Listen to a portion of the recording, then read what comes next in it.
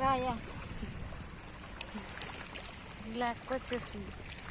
నువ్వు నన్ను వీడియో తీసావు కదయా, నిన్ను ఫోటో తీస్తున్నాను. వద్దు వద్దు దుఃఖ మరి నాడు, నేను వీడియో తీస్తున్నాను. నేను ఎవరికే కాదు, నాకు నేనే చూసుకుంటా. ఇది ఒక్క నిమిషం కూడా పూర్తి అవ్వలేదు నాడు.